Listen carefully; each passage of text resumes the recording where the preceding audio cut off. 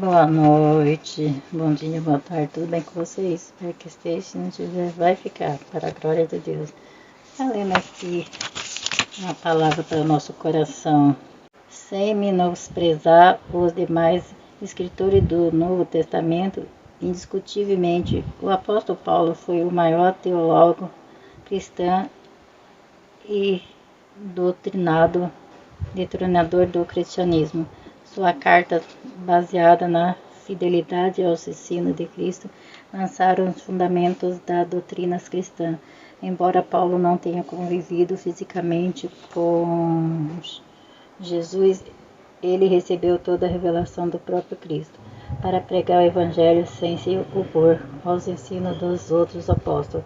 Por intermédio desse ministério, judeus e gregos, orgulhosos da sua religiosidade e conhecimento, descobriram que a manifestação da sabedoria de Deus ao mundo é o Cristo crucificado. Por isso, os judeus gentios são chamados por Deus para ver o crucificado, o único meio de salvação e de verdadeira sabedoria. Em uma das cartas de Paulo, lemos porque a palavra cruz é loucura. Havia uma mentalidade na época paulina em que a palavra da cruz era uma afronta aos religiosos e filósofos. Por exemplo, acreditar que uma execução romana podia ser um instrumento pelo qual a salvação dos pecadores fosse consumada era tolice para eles. Nesse sentido, a cruz de Cristo não produzia atração, mas rejeição, pois era um instrumento de suplício e morte. A cruz era considerada loucura para que chocava a sabedoria humana. Enquanto os judeus queriam sinais físicos, milagres visíveis, os gregos desejavam argumentos filosóficos que mostrassem a lógica da mensagem. Assim, o conteúdo da mensagem de Paulo gerava escândalo para os judeus, pois a cruz era um espetáculo suntuoso e, ao mesmo tempo, contrariava a retórica erudita dos filósofos gregos, por causa da sua simplicidade. Entretanto, embora simples, a mensagem de Paulo era poderosa em Deus. A palavra da cruz preenche as necessidades de uma alma humana, enquanto a sabedoria humana não o faz. O Evangelho é poderoso para salvar o homem que crê. Logo, para os que pertencem à palavra da cruz é loucura, mas para nós, cristãos, é o poder de Deus para salvar o ser humano. Há algumas expressões de grande importância no ministério de pregação do apóstolo Paulo. Evangelho de Cristo, Cristo crucificado, Cristo ressurreto. Além de aparecer nos 4 evangelhos, Mateus, Marcos, Lucas e João, a palavra evangelho também aparece nas cartas de Paulo, Evangelho de Cristo. Concorrência dessa palavra 50 vezes encontramos nas cartas paulinas. Por isso podemos dizer que ela é central para a doutrina ensinada pelo apóstolo. No Novo Testamento, a palavra grega para o evangelho, eugenio, e o prefixo é uma forma neutra da palavra que significa bom, perfeito. Assim, a palavra evangelho significa boas novas, boa notícia, que se leva às pessoas. Nosso Senhor ordenou que fosse levada a boa nova da sua doutrina a toda criatura. Paulo fez assim, e não por acaso identificava a sua pregação como o Evangelho de Deus. O seu Evangelho era a manifestação do poder de Deus. É um poder divino, dinâmico, que atua de maneira imediata da vida do pecador. Em Gálatas 3:1, Paulo escreve: não foi diante dos olhos de vocês que Jesus Cristo foi exposto como crucificado. A palavra da cruz, na lógica paulina, é um tema dominante na mensagem do Evangelho. Se o mundo julgava como loucura a mensagem de Messias crucificado, o apóstolo afirmava que a mensagem era a mais sublime demonstração da sabedoria de Deus. Ora, a cruz traz uma ideia de fraqueza ou loucura a quem não crê, mas poder e sabedoria de Deus para aqueles os que creem.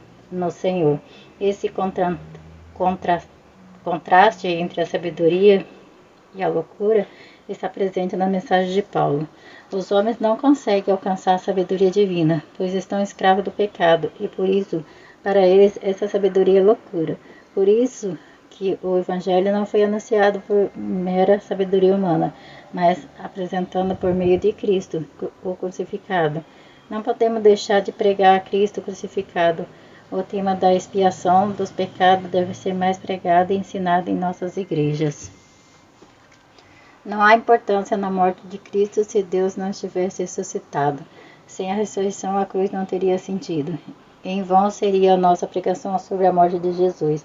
Por isso, o apóstolo descreve de maneira sublime: Cristo morreu por nossos pecados, segundo as Escrituras. Foi sepultado e ressuscitou ao terceiro dia, segundo as Escrituras. A ressurreição de Cristo é reafirmada pelo apóstolo. Ela completou a obra de salvação, consumando a nossa libertação do domínio do pecado e a nossa justificação diante do Senhor. Logo, a relação entre a cruz e o túmulo vazio de Jesus expressa o real significado da cruz. Ora, a crucificação e a ressurreição formam uma unidade. Portanto, nosso Senhor é proclamado como crucificado e, ao mesmo tempo, o ressurreto. Glória a Deus, aleluia. Deus poderoso, grande Deus. Deus maravilhoso, Deus poderoso. Essa palavra ela se encontra em 1 Coríntios, capítulo 1, versículo 23, que diz assim: Mas nós pregamos a Cristo crucificado, que é escândalo para os judeus e loucura para os gregos. Glória a Deus, aleluias. Deus poderoso, grande Deus. A mensagem da igreja e a cruz de Cristo, essa é a cruz da conta do Cristo crucificado e do ressurreto. Essa mensagem traz escândalo ao mundo, mas poder para nós. Ela salva, cura, liberta o pecador e ao mesmo tempo que nos revela uma vida de poder de Deus, humildade e dependência do Espírito. A mensagem gloriosa da cruz transforma o homem inteiro.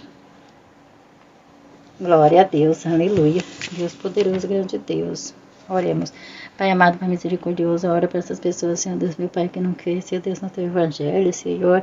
Pessoa, meu Pai, que diz que não crê porque a Bíblia foi feita pela mão do homem. Senhor, nós sabemos, meu Pai, que foi pela mão do homem, mas ela foi, Senhor Deus, inspirada pelo Espírito Santo. Deus, Pai Todo-Poderoso, que essas pessoas vão entender, compreender, confiar, Senhor Deus, na mensagem de Cristo, para que elas tenham uma vida, meu Pai, saudável, Senhor Deus, nossa vida, meu Pai, com Deus. Deus, Pai Todo-Poderoso, e ela poder crer, Senhor Deus, e quando ela for morrer, Senhor, ela venha passar, meu Pai, para a vida, meu Pai, eterna, Senhor, meu Pai. Pai amado, Pai misericordioso, ajuda essas pessoas, Senhor Deus, tomar nas tuas mãos, Senhor, e ajuda elas a vencer, meu Pai. É o que eu te peço, te agradeço, em nome do Pai, do Filho e do Espírito Santo. Amém. Fiquem todos na paz do Senhor Jesus.